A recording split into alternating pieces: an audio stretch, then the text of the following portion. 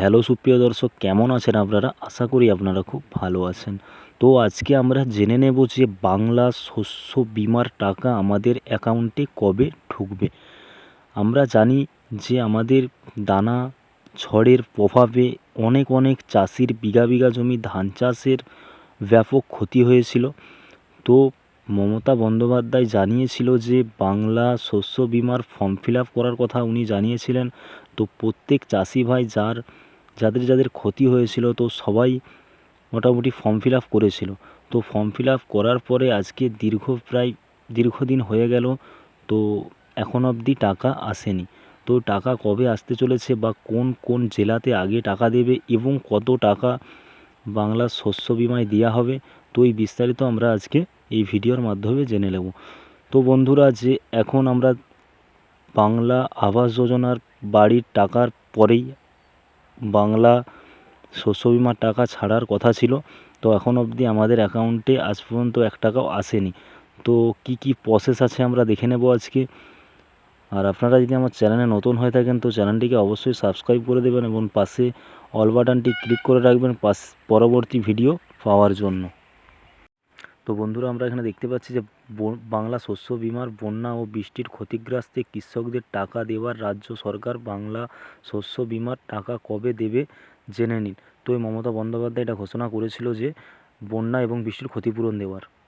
পশ্চিমবঙ্গে কৃষকদের জন্য বড় ঘোষণা, রাজ্য সরকারের বাংলা শস্য বিমার টাকা তথা বাংলা শস্য বিমার পেমেন্ট এর কৃষকদের ব্যাঙ্ক অ্যাকাউন্টে দিচ্ছে পশ্চিমবঙ্গ সরকার। ইতিমধ্যে পশ্চিমবঙ্গে টানা বৃষ্টি এবং বন্যার কারণে রাজ্যের 12টি জেলার ধান জমি ব্যাপকভাবে ক্ষতিগ্রস্ত হয়েছে।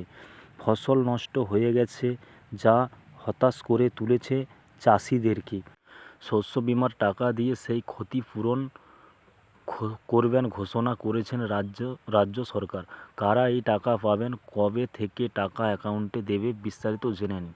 তো বন্ধুরা, মমতা বন্দ্যোপাধ্যায় শস্য বিমার যে টাকা দেওয়ার ঘোষণা উনি করেছেন যে ব্যাপক ক্ষতি হয়েছে বলে। তো বন্ধুরা, দানার যে ঝড় যে ক্ষতি হয়েছিল, তো ক্ষতির জন্য মুখ্যমন্ত্রী অনেকবার সার্ভে করেছেন। বাঁকুড়া, নদিয়া এবং দক্ষিণ 24 পরগনা এইসব জেলাগুলোতে আগে গিয়েছিলেন, কারণ ওই সব জেলাতে আগে অনেক ক্ষতি হয়েছে এবং ডিভিসির জল ছাড়ার জন্য ব্যাপক ক্ষতি হয়েছিলেন। তো সেই জন্য মমতা বন্দ্যোপাধ্যায় উনি ফর্ম ফিল আপের কথা জানিয়েছিলেন। তো আমরা সবাই শস্য বিমার ফর্ম আমরা সবাই ফিল আপ করেছিলাম।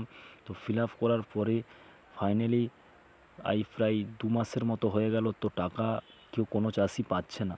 তো আমরা জেনে নেব যে আজকে কত টাকা করে দেবে। তো ফাইনালি যে টাকা দেওয়া হবে একরে 2000 টাকা। আর বন্যা যেখানে ডিভিসির জল ছেড়েছিল ওই সাইডে আলাদা। এমনি যে নর্মাল যেই সাইডে বন্যার জন্য ক্ষতি হয়েছে কৃষকদের, ওনাদের জন্য 2000 টাকা দেওয়া হবে এবং যেই পাশে ডিভিসির জল ছাড়া হয়েছিল ওই দিকে এক্সট্রা টাকা দেওয়া হবে, এইরকমই জানিয়েছেন। আর বন্ধুরা, আমরা প্রত্যেকেই জানি যে কোনো অনুষ্ঠান ছাড়া মমতা বন্দ্যোপাধ্যায় কোনো কিছু ঘোষণা করেনি। যেমন এই কিছুদিন আগে বাংলা আবাস যোজনার বাড়ির যে ঘোষণা করেছিলেন, একটা অনুষ্ঠানের মাধ্যমেতে ঘোষণা করেছিলেন।